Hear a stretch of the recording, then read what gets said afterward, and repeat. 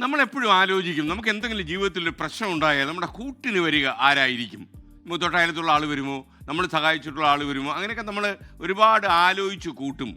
സഹായം ചോദിക്കാൻ ചില ആളുകളെ നമ്മൾ മനസ്സിലൊക്കെ കണ്ടിട്ടുണ്ടാവും. എന്തെങ്കിലും അപകടം വന്നാൽ ഇദ്ദേഹത്തെ ഉടനെ വിളിക്കണം, അദ്ദേഹത്തിൻ്റെ ഫോൺ നമ്പർ വരെ നമ്മൾ എടുത്തു വയ്ക്കും, അദ്ദേഹത്തിൻ്റെ പേഴ്സണൽ നമ്പർ, മൊബൈൽ നമ്പർ എല്ലാം സൂക്ഷിച്ച് വയ്ക്കും. എന്നാൽ ഒട്ടും പ്രതീക്ഷിക്കാത്ത ചില ആളുകളാവും ജീവിതത്തിൽ നമ്മളെ സഹായിക്കാനെത്തുക. ബറാക്ക് ഒബാമയുടെ ജീവിതത്തിൽ നിന്നാണ് ഈ ഒരു സംഭവം ഞാൻ പറയാൻ പോകുന്നത്. മുൻ അമേരിക്കൻ പ്രസിഡന്റാണ് ബറാക്ക് ഒബാമ, നിങ്ങൾക്കറിയാം.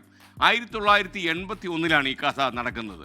അന്ന് ഒബാമയ്ക്ക് കഷ്ടിച്ച് ഒരു 20 വയസ്സ് പ്രായമുണ്ട്. ലോസ് ആഞ്ചലസിൽ ഒരു കോളേജ് വിദ്യാർത്ഥിയായി ജീവിക്കുന്ന കാലത്താണ് ഈ കഥ നടക്കുന്നത്.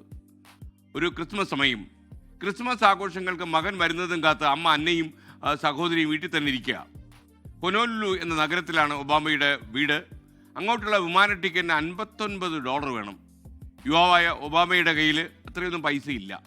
എന്നിട്ടും കഷ്ടപ്പെട്ട് പണം സംഘടിപ്പിച്ച് ഒബാമ വീട്ടിലേക്ക് ഒരു ടിക്കറ്റ് എടുത്തു. എന്നാൽ ഒന്നും വിചാരിച്ച പോലെ നടന്നില്ല. അടുത്ത 3 ദിവസത്തേക്കുള്ള വിമാന സർവീസുകളെല്ലാം പെട്ടെന്ന് ക്യാൻസൽ ചെയ്യപ്പെട്ടു. എന്തെങ്കിലും ചെയ്ത് ഒബാമയ്ക്ക് ക്രിസ്മസിന് വീട്ടിൽ തന്നെ എത്തണം. മറ്റേതെങ്കിലും റൂട്ടിലൂടെ കണക്ഷൻ ഫ്ലൈറ്റ് പിടിച്ച് പോകാനാണെങ്കിൽ ഒബാമയുടെ കയ്യിലുള്ളത് ആകെ ഈ $11 മാത്രമാണ്. ആ പൈസയ്ക്ക് ഒരു പഴയ കാറ് വാടകയ്ക്കെടുത്ത് ഒബാമ കാലിഫോർണിയയിലെ സുഹൃത്തിൻ്റെ അടുത്തേക്ക് യാത്ര പുറപ്പെട്ടു. സുഹൃത്തിന് തന്നെ എന്തായാലും സഹായിക്കാൻ കഴിയുമെന്നാണ് ഒബാമ പ്രതീക്ഷിച്ചത്. 1600 മൈലുകൾ വാഷിങ്ടണിലെ വിമാനത്താവളത്തിൽ നിന്ന് കാലിഫോർണിയയിലേക്ക് അദ്ദേഹം യാത്ര ചെയ്തു. കാറാണെങ്കിലോ ഒരു ചക്കട്ടപ്പക്കട്ട കാറാണ്. അത് 3 തവണ ബ്രേക്ക് ഡൗൺ ആയി. ഒടുവിൽ ഒബാമ നന്നായിട്ട് ക്ഷീണിച്ചു. യാത്ര ചെയ്യാൻ വയ്യാത്തൊരു മാനസികാവസ്ഥ. അദ്ദേഹം കണ്ട ഒരു ചായക്കട കയറിയിരുന്നു. ചായക്കട നടന്ന സ്ത്രീയോട് ഒബാമ വളരെ ലോകത്തിൽ കാര്യങ്ങളൊക്കെ പറഞ്ഞു. ഒബാമയുടെ ഈ സ്ത്രീ ചോദിച്ചു, നിങ്ങൾ എങ്ങോട്ടായി പോകുന്നത്? അപ്പോൾ ഒബാമയ്ക്ക് സങ്കടം സഹിക്കാൻ പറ്റാത്തതുകൊണ്ട് കഥകളൊക്കെ ഈ സ്ത്രീയോട് പറഞ്ഞു. ആ സ്ത്രീ പെട്ടെന്നൊരു ചായ ഒഴിച്ചു കൊടുത്തു ഇദ്ദേഹത്തിന്. അവിടെ ചായ കുടിക്കാൻ വന്ന മറ്റു 2 പേർ ഒബാമയുടെ കഥ കേട്ടു. അവർക്ക് വല്ലാത്ത മനസ്സലിവ് തോന്നി. അവരൊരു $20 വീതം സഹായമായിട്ട് നൽകി. ആ പൈസ വെച്ച് ഒബാമ ക്രിസ്മസിൻ്റെ തലേന്ന് വൈകുന്നേരം തന്നെ വീട്ടിലെത്തി. ഒരിക്കലും പരിചയമില്ലാത്തവരാണ് ഈ $20 വെച്ച് നൽകിയത്. ആ ചായ ഒഴിച്ചു കൊടുത്ത ആ സ്ത്രീയെയും ഒബാമയ്ക്ക് അറിയില്ല. അതെന്താണ് നമ്മളെ പഠിപ്പിക്കുന്നത്? ഇനി എന്ത് ചെയ്യുമെന്ന് കരുതി നമ്മൾ വട്ടം തിരിഞ്ഞ് നിൽക്കുന്ന സമയത്ത് എന്തായാലും ആരെങ്കിലും കൂടെ ഉണ്ടാകും എന്ന് നമ്മൾ ചിന്തിച്ചോളൂ. പക്ഷേ നമ്മൾ കരുതുന്ന ആളുകളായിരിക്കില്ല.